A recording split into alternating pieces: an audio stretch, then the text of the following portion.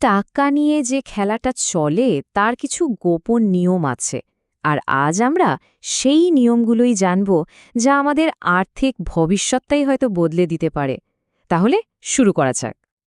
দেখুন, এই একটা কথাই কিন্তু অনেক গভীর।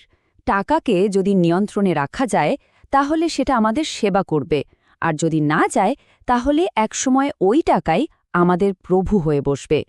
আজ আমরা শিখব কিভাবে এই খেলার চালগুলো আয়ত্তে আনা যায়। এই যে ফিনান্সিয়াল ওয়ার্ল্ড বা আর্থিক জগৎ, এটা অনেকটা একটা গভীর জঙ্গলের মতো। কোনো ম্যাপ ছাড়া এখানে ঢুকলে পথ হারানোর ভয় কিন্তু পদে পদে। চলুন আজ আমরা সেই ম্যাপটাই খুঁজে বের করার চেষ্টা করি। অনেকেরই একটা ধারণা আছে যে এই খেলাটা শুধু বড়লোকদের জন্যই বানানো, মানে সাধারণ মানুষের এখানে জেতার কোনো সুযোগই নেই। কিন্তু আসল সত্যিটা কি জানেন? একদমই তা নয়। সঠিক কৌশলটা যদি একবার জানা যায় তাহলে যে কেউই এই খেলায় জিততে পারে। আচ্ছা, চলুন তাহলে শুরুতেই ওয়াল স্ট্রিটের কিছু বানানো ধারণা ভেঙে দেওয়া যাক। এমন কিছু মিথ যা আমাদের অনেকের সম্পদ তৈরির পথে সবচেয়ে বড় বাধা হয়ে দাঁড়ায়। এই বিষয়ে প্রায় ৯টা বড় মিথ বা ভুল ধারণা তুলে ধরা হয়েছে। তবে আজ আমরা তার মধ্যে সবচেয়ে গুরুত্বপূর্ণ দুটো নিয়ে কথা বলবো, যা হয়তো বিনিয়োগের পুরো দৃষ্টিভঙ্গিটাই বদলে দেবে। ৯৬%। একবার ভাবুন তো, বেশিরভাগ মানুষ বড় বড় ফান্ড ম্যানেজারদের ওপর ভরসা করে টাকা ঢালছে, কিন্তু দিনের শেষে তারা বাজারের গড় আয়ের চেয়েও কম রিটার্ন পাচ্ছে। এটা কি এক ধরনের ফাঁদ নয়? ব্যাপারটা একটু সহজভাবে ভাবা যাক। একজন ফিডুশিয়ারি অনেকটা একজন বিশ্বস্ত ডাক্তারের মতো, যার একমাত্র লক্ষ্য হল রোগীর ভালো করা। অন্যদিকে একজন ব্রোকারকে এমন একজন সেলসম্যানের সাথে তুলনা করা যায় যার মূল উদ্দেশ্য হল একটা পণ্য বিক্রি করা। সেটা আমাদের জন্য সেরা হোক বা না হোক, তার নিজের লাভটাই সেখানে আসল। বেশ, পুরনো নিয়ম যদি আর কাজ না করে তাহলে নতুন নিয়মটা কি? চলুন আর্থিক স্বাধীনতার সেই গোপন ব্লুপ্রিন্টটা এবার দেখে নেওয়া যাক। এই যে ৭ দফা ব্লুপ্রিন্ট, এটা কিন্তু কোনো সাধারণ গাইডলাইন না। এটা হলো ৫০ জনেরও বেশি আর্থিক বিশেষজ্ঞের জ্ঞানের সারমর্ম। এখানে সঞ্চয়ের সিদ্ধান্ত নেওয়া থেকে শুরু করে বাজারের নিয়মকানুন বোঝা, নিজের লক্ষ্য ঠিক করা, আর সবশেষে অর্জিত সম্পদ উপভোগ করার একটা পরিপূর্ণ পথের কথা বলা হয়েছে। এবার আসি ৪ নম্বর ধাপে। এটা এতটাই গুরুত্বপূর্ণ যে ডেভিড সোয়ানসন এবং ওয়ারেন বাফেটের মতো কিংবদন্তিরাও বলেন এটাই সাফল্যের মূল চাবিকাঠি। এর মানে কি?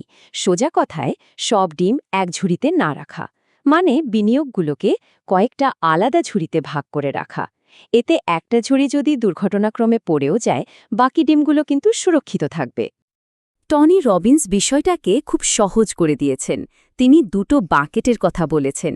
একটা হলো সিকিউরিটি বাকেট, মানে সুরক্ষার ঝুড়ি যা মূলধনকেই নিরাপদ রাখবে, আর অন্যটা হলো রিস্ক বাকেট, মানে ঝুঁকির ঝুড়ি যা সম্পদকে দ্রুত গতিতে বাড়াতে সাহায্য করবে।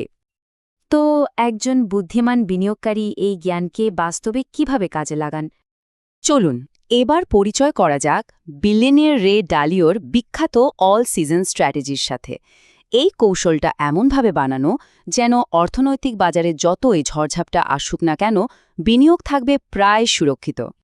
এখানে একটা জিনিস খেয়াল করুন, পোর্টফোলিওতে স্টক আছে মাত্র ৩০%, বাকি ৭০%ই কিন্তু বন্ড আর অন্যান্য সুরক্ষিত অ্যাসেট। এর মানে হলো এটার মূল লক্ষ্য শুধু লাভ করা নয়, বরং যে কোনো পরিস্থিতিতে টিকে থাকা।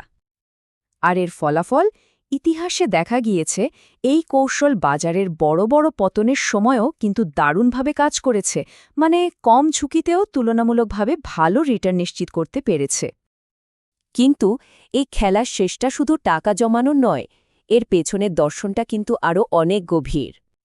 আসলে টাকা জমানোটাই আসল লক্ষ্য নয়, টাকা তো কেবল একটা হাতিয়ার যা দিয়ে একটা সুন্দর পরিপূর্ণ জীবন যাপন করা যায়। আসল সম্পদ হল অভিজ্ঞতা, ভালো সম্পর্ক আর মানসিক শান্তি। বিশ্বের সবচেয়ে সফল ব্যক্তিরা একটা বিষয়ে প্রায় সবাই একমত, জীবনের আসল আনন্দ আসে দেওয়ার মাধ্যমে। যখন আমরা অন্যের জন্য কিছু করি, তখনই আমরা প্রকৃত অর্থে ধনী হয়ে উঠি। এই ব্লুপ্রিন্টটা তো এখন আমাদের সবার সামনেই পরিষ্কার। এখন আসল সিদ্ধান্তটা নিতে হবে, আমরা কি টাকার খেলার শিকার হয়েই থেকে যাব নাকি এই খেলার নিয়মগুলো শিখে এর মাস্টার হয়ে উঠব?